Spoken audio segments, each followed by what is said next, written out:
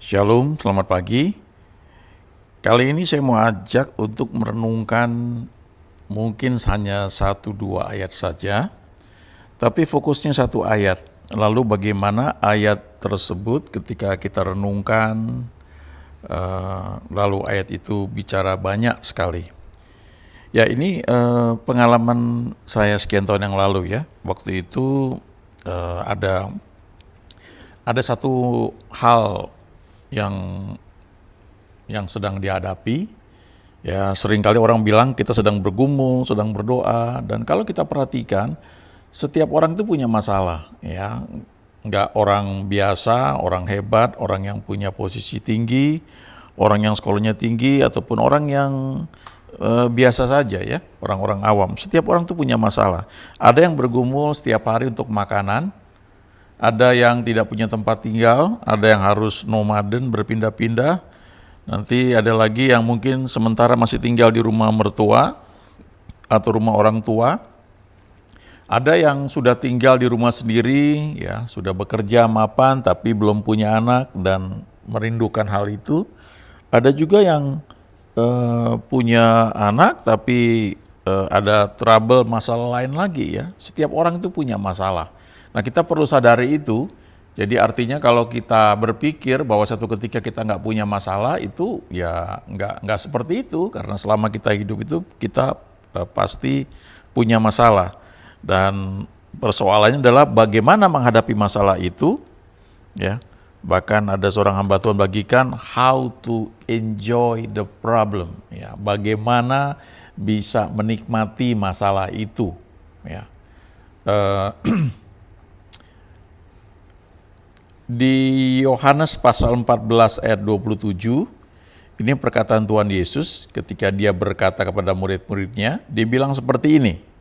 Yohanes 14 ayat 27, damai sejahtera kutinggalkan bagimu, damai sejahteraku kuberikan kepadamu, dan apa yang kuberikan tidak seperti yang diberikan oleh dunia kepadamu. Janganlah gelisah dan gentar hatimu. Nah kita perhatikan di sini bahwa ini bagian Yesus ya, dia meninggalkan damai sejahtera bagi kita.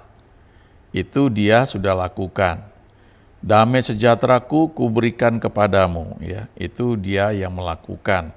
Dan dia tegaskan bahwa apa yang dia berikan itu, damai sejahtera yang dia berikan itu tidak seperti yang diberikan oleh dunia kepada kita. Artinya damai sejahtera yang melampaui segala akal ini, damai sejahtera yang Yesus berikan kepada kita ini tidak bisa diberikan oleh dunia.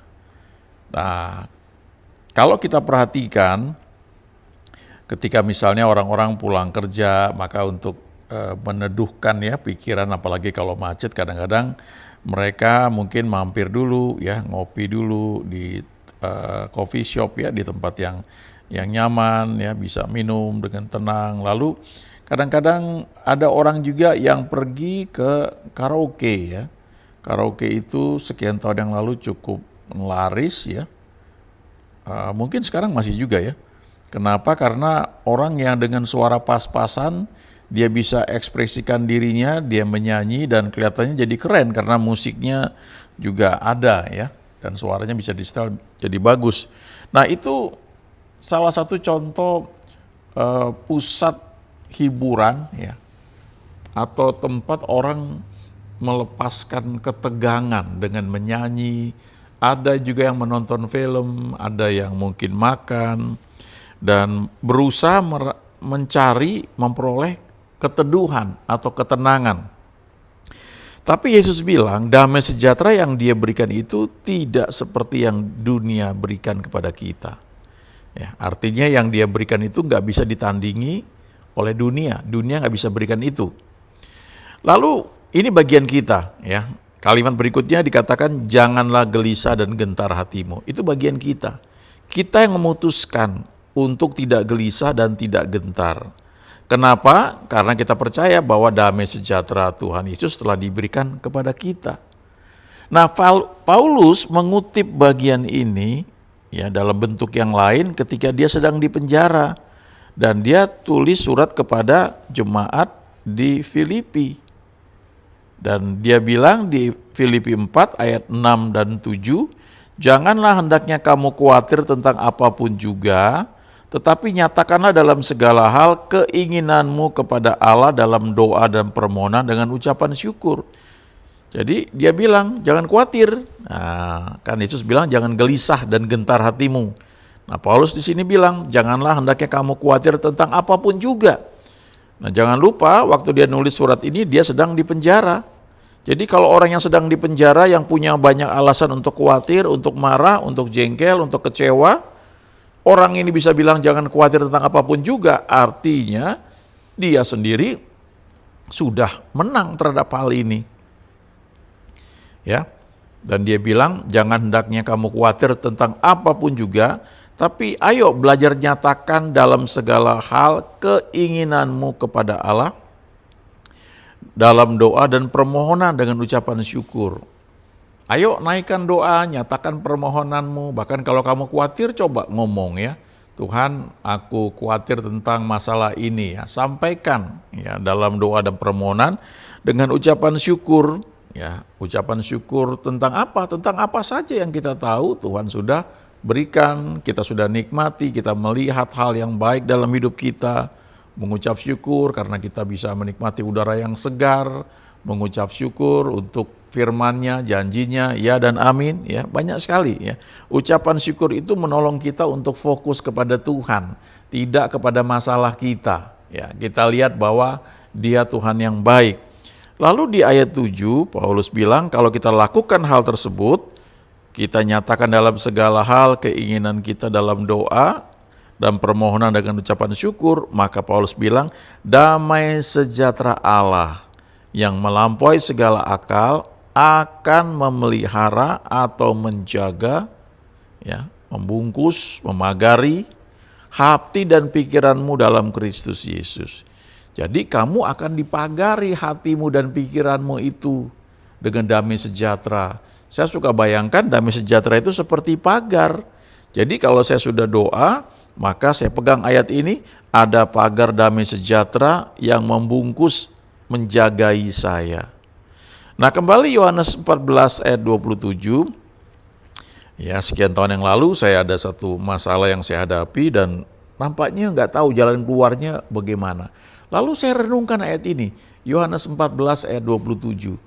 Nah dalam bahasa Inggris itu kan ini juga ada lagunya ya, dari Maranatha Singers, My peace I give unto you, ya. Damai sejahteraku kuberikan kepadamu. Itu firman Tuhan yang mengatakan demikian ya. Jadi dia mau bilang damai sejahteraku, my peace ini kuberikan kepadamu. Nah, coba kalau kita ingat ya, satu ketika Tuhan Yesus menyuruh murid-muridnya untuk ke seberang naik perahu. Dan Yesus juga ada bersama dengan murid-muridnya. Lalu Yesus tidur di perahu. Dan kemudian ada badai yang menerjang perahu itu sampai air masuk ke dalam perahu. Nah, sementara Yesus sedang tidur di buritan. Lalu murid-muridnya panik, ya jangan lupa sebagian murid-murid ini memang orang-orang yang sudah terbiasa untuk mencari ikan, ya Petrus, Yohanes, ya itu orang-orang yang sudah biasa ya berada di danau di Tiberias kena badai, tapi kali itu mereka khawatir dan mereka membangunkan Yesus. Mereka berkata, "Guru, engkau nggak peduli kalau kita binasa." Nah, kalau kita baca di beberapa kitab Injil ya, kejadian ini ada beberapa hal yang menarik ya dalam hal pencatatannya. Salah satu itu menceritakan ketika Yesus itu dibangunkan, dia belum menghentikan angin ribut itu, tapi dia bilang, "Mengapa kalian khawatir?" Ya. Nah, jadi sementara badai itu, dia bisa meneduhkan murid-muridnya dan berkata, "Mengapa kalian khawatir? Mengapa kalian takut?" Ya. Lalu dia berkata, "Diamlah, tenanglah." Nah, dalam terjemahan bahasa Inggris itu dia katakan peace ya, damai, teduh ya. Jadi ini pengalaman sekian tahun yang lalu ya. Waktu saya renungkan hal itu, artinya Yesus ini punya damai sejahtera yang begitu menguasai dia, damai sejahtera itu membuat dia bisa tidur terlelap ketika ada badai menerjang perahu yang dia tumpangi. Ya, dia bisa tidur tenang sampai, karena dikatakan Yesus tertidur di situ kan ya, atau dia sedang tidur di buritan. Ada hamba Tuhan lagi yang bilang bahwa itu Yesus sedang pura-pura tidur karena dia sedang mengajarkan murid-muridnya untuk tenang, untuk teduh ya, untuk nggak khawatir. Tapi entah Yesus itu pura-pura tidur, yang jelas adalah dia punya satu damai sejahtera yang begitu kuat sehingga dia tidak khawatir. Sementara orang-orang yang sudah berpengalaman di danau mengalami hal tersebut mulai khawatir. Dan ketika Yesus berkata peace ya, dalam terjemahan bahasa Indonesia kan tenang, teduh, jadilah tenang. Maka dikatakan danau itu menjadi teduh dan tenang sekali ya. Menjadi betul-betul berhenti badainya. Nah, apa yang bisa kita pelajari? Ya, saya merenungkan bahwa damai yang melampaui segala akal itu ada dalam diri Yesus, dan ketika dia perkatakan, maka damai yang dia miliki itu membuat gejolak di luar tuh bisa berhenti, ya. Angin ribut itu bisa terhenti. Nah, waktu saya merenungkan hal itu, wow, ternyata damai sejahtera yang Tuhan berikan kepada saya, kepada kita, itu adalah damai yang seperti itu. Karena dia katakan, damai sejahteraku, my peace, I give unto you. Damai sejahteraku yang melampaui segala akal itu, yang bisa membuat aku tidur nyenyak pada waktu ada badai, itu aku berikan kepada kamu. Aku tinggalkan bagi kamu. Jadi waktu dia bilang seperti itu, saya tiba-tiba menyadari, wah, saya punya damai yang seperti itu. Damai yang membuat saya bisa tenang, bisa teduh. Dan karena itu saya nggak perlu khawatir. Nah, tapi Tuhan bilang kan di sini, janganlah gelisah dan gentar hatimu.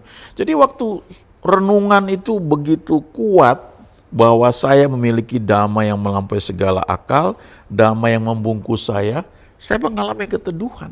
Masalah itu belum selesai, tapi saya seperti diangkat tinggi dan melihat masalah itu dari sudut pandang Tuhan. Masalah itu belum selesai, tapi saya memiliki damai. Dan saya punya pilihan, saya mau tinggal di dalam damai sejahtera yang melampaui segala akal itu, tetap pegang bahwa ada damai yang memang membungkus saya menikmatinya, atau saya mulai khawatir, saya mulai pikirin lagi, waduh, masalah itu belum selesai ya, gimana ya? Nah, itu pilihannya ada pada saya. Makanya Tuhan berkata, damai sejahteraku kutinggalkan kepada kamu, ya. Jangan gelisah dan gentar hatimu. Jangan gelisah dan jangan gentar, itu pilihannya ada pada kita. Jadi ini melibatkan kehendak bebas kita. Nah, kalau kita perhatikan ya, kadang-kadang kita menghadapi masalah apa saja, lalu kita minta doakan ya. Nah, pada waktu kita didoakan, kadang-kadang itu bisa dalam waktu singkat langsung terjadi jawabannya, tapi kadang-kadang itu butuh waktu. Ya. Kalau kita baca di kitab Daniel itu berdoa dan dia puasa 21 hari. Kita mengenalnya sebagai puasa Daniel. Dia tidak makan daging, tidak makan makanan yang dia suka ya. Dia menahan diri, mengontrol dirinya karena dia sedang berdoa dan berpuasa. Nah, setelah 3 minggu baru jawaban yang dia doakan itu datang. Dan malaikat Gabriel bilang, pada waktu kamu berdoa sudah keluar satu firman, tapi butuh 21 hari karena ada peperangan di alam rohani. Dan selama itu Daniel berdoa, berpuasa. Hal yang sama juga dalam doa. Ya, ketika kita berdoa misalnya sedang mengalami sakit penyakit, kita klaim kesembuhan. Kadang-kadang nggak langsung kelihatan. Tapi ada tenggang waktu yang dibutuhkan. Nah, biasanya yang perlu kita pegang adalah keputusan kita untuk percaya firman Tuhan, kemudian biasa diteguhkan dengan damai sejahtera. Walaupun barangkali fisik kita belum menunjukkan tanda-tanda yang membaik. Nah, itu diperlukan ketekunan untuk memegang firman Tuhan. Janganlah gelisah dan gentar hatimu. Ya, Paulus bilang jangan khawatir tentang apapun juga, tapi nyatakan dalam segala hal keinginanmu kepada Allah dalam doa dan permohonan dengan ucapan syukur. Damai sejahtera Allah yang melampaui segala akal akan memelihara hati dan pikiranmu dalam Kristus Yesus. Nah, kita perlu belajar ini mengizinkan damai sejahtera ini memerintah ya, menguasai kita ya dalam kehidup kita ya. Let the peace of God ya, rule in your heart ya. Jadi izinkan damai sejahtera itu memerintah atau menjadi wasit ya dalam hidup kita. Bahkan ada banyak hal ya, kadang-kadang ketika kita berdoa ya untuk sesuatu itu kontrolnya adalah damai sejahtera ya. Damai sejahtera itu ada nggak ya?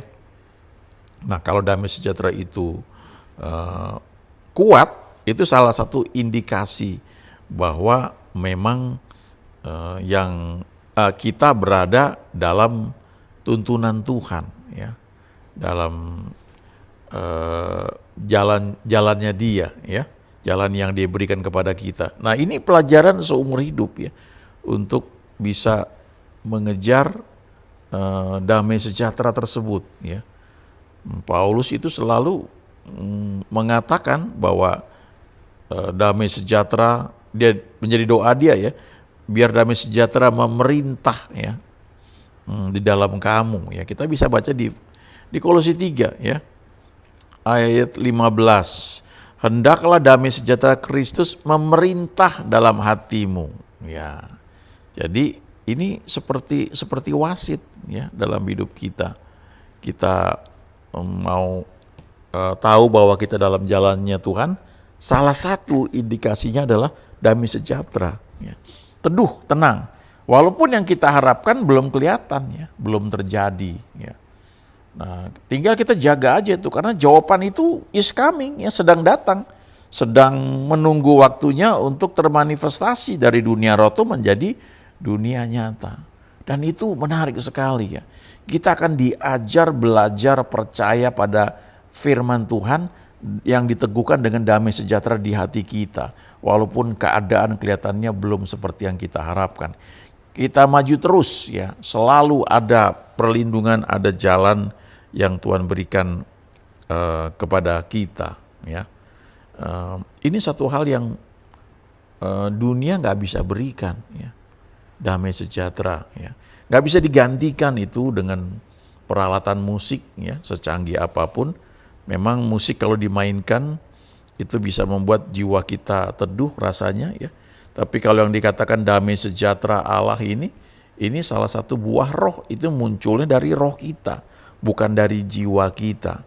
Manusia mungkin bisa meniru ya, kalau kita dengar musik yang tenang, teduh gitu, bisa meneduhkan jiwa kita.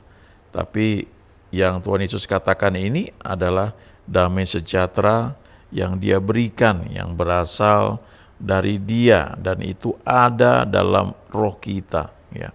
Kita bisa pegang itu ya, bahwa damai sejahtera yang melampaui segala akal itu memelihara hati dan pikiran kita dalam Kristus Yesus. Nah, untuk itu kita bisa tenang, bisa bersuka cita ya, walaupun kelihatannya jawaban doa itu belum terjadi, tapi kita bisa bersorak-sorai percaya bahwa Tuhan sedang bekerja dalam hidup kita. Ingat ya, damai sejahtera itu salah satu buah roh, dan itu sudah Tuhan berikan dalam hati kita, dalam roh kita. Tinggal kita memutuskan untuk tidak gelisah, tidak khawatir, maka apa yang Dia janjikan terjadi dalam hidup kita. Amin.